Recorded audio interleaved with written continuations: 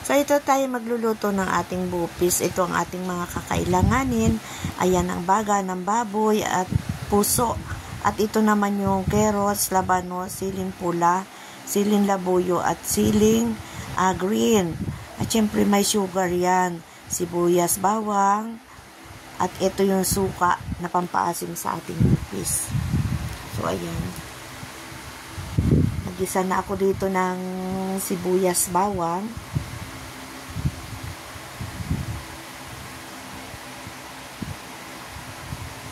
Hintayin natin mag golden brown. Tsaka natin ilalagay yung ating bupis. At dito nga inilagay ko na yung ating hiniwa-hiwang pangbupis. Puso yan at saka baga ng baboy. Inilagay mo yan.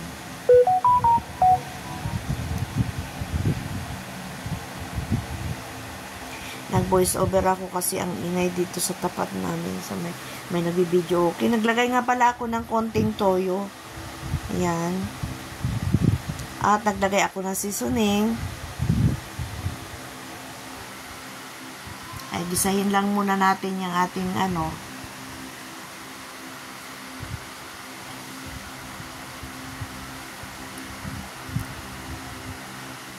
ilagay ko na yung suka.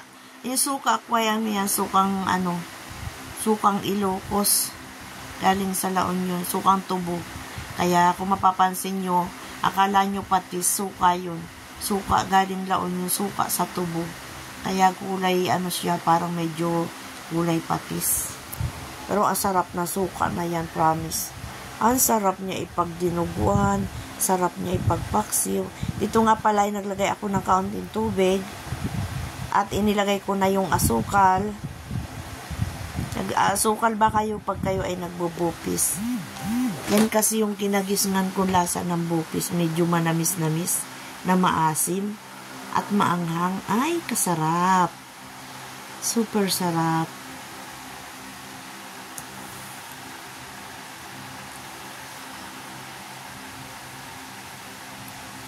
At dito nga ay inilagay ko na labanos, carrots, siling haba, siling pula. Ayan. Ayan natin kumulo yan dyan.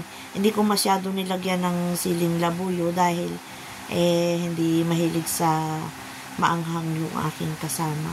Ako na lang ang maglalagay ng sili pag ako na kumain. Ipisaan ko na lang ng sili. Naglagay ako dyan ng tomato sauce. Ayan. Para mas marap yung ating bupis. Kayo ba, naglalagay ba kayo ng tomato sauce pag kayo nagbubupis? Para mas masarap yung ating kalalabasan ng ating bupis. Oh, ang sarap nito, promise. Pwede mong papakin. Pinapapak ko nga lang yan. Eto na, luto na yung ating bupis. Ayan, inin na natin sa mahinang apoy. Hinaan lang ang apoy. Lapit-lapit na tayong kumain. Ayan. Papalapit na. Nilagay ko na yung nagdagdag ako dyan na siling mahaba at 3 siling labuyo. Hindi ko pinisa kasi nga ay baka umanghang masyado. Baka masyadong maanghang, hindi magustuhan nitong aking kasama. Kaya ayan, tara na, kumain na tayo. Thank you for watching.